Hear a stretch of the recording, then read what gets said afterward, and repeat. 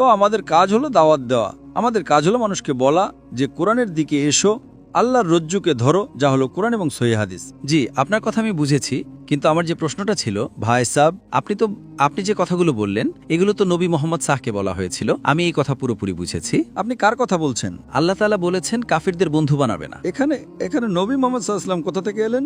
আপনি কিসের কথা বলছেন? কোথা থেকে মাহদী আলাইহিস সালাম চলে আসলো এখানে? আমি বলেছি আল্লাহ পাক অন্য জায়গায় যে বলেছেন কাফিরদের বন্ধু বানিও না, এবং কাফির ও মুনাফিকদের প্রতি কঠোর হও, এবং মুমিনের পরিচয় হলো এর মানে কুরআনে আল্লাহ পাক বারবার বলেছেন যে ভাই সাহেব শুনুন, প্রথমে তো নিয়ম ভাঙলেন।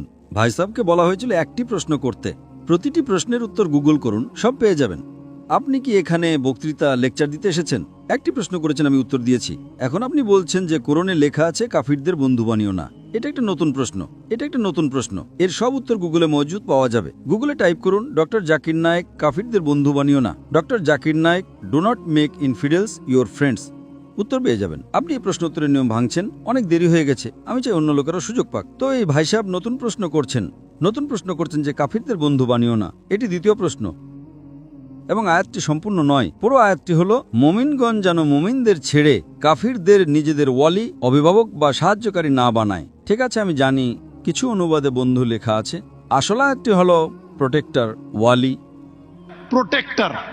ওয়ালি মানে প্রোটেক্টর, বন্ধুও বলতে পারেন, কিন্তু এখানে বন্ধুর অর্থ ওয়ালি বা প্রোটেক্টর, অর্থাৎ একজন মুসলমানের বদলে একজন অমুসলিমকে নিজেদের প্রোটেক্টর বা অভিভাবক বানাবেন না। মানে নিজেদের নিরাপত্তার জন্য যদি দুজন মানুষ থাকে, একজন মুসলমান এবং একজন অমুসলিম, যারা আপনাকে নিরাপত্তা দিতে প্রস্তুত, তবে আপনি অমুসলিমকে আপনার ওয়ালি বানাবেন না। ওয়ালির অনুবাদে বন্ধুও হয়, কিন্তু বন্ধু একটা সাধারণ শব্দ। সাধারণ বন্ধু, অন্তরঙ্গ বন্ধু, জিগরি দোস্ত, এদের মধ্যে পার্থক্য আছে। তো এখানে ওয়ালি বলতে বোঝানো হয়েছে বন্ধুর তো অনেক অর্থ হয়। একজন যার সাথে আপনি স্কুলে কথা বলেন সেও আপনার বন্ধু, কিন্তু কুরআন মাজিদে সেই কথা বলা হয়নি। যদি কথা না বলেন তাহলে দাওয়া কিভাবে দেবেন? আমাকে দাওয়াত করতে হলে তো কোরআনের এই সাধারণ বন্ধু অনুবাদটা ভুল।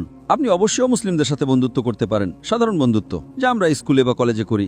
স্কুলে যদি তাদের সাথে বন্ধুত্ব না করি তাহলে দাওয়াত দেব কিভাবে?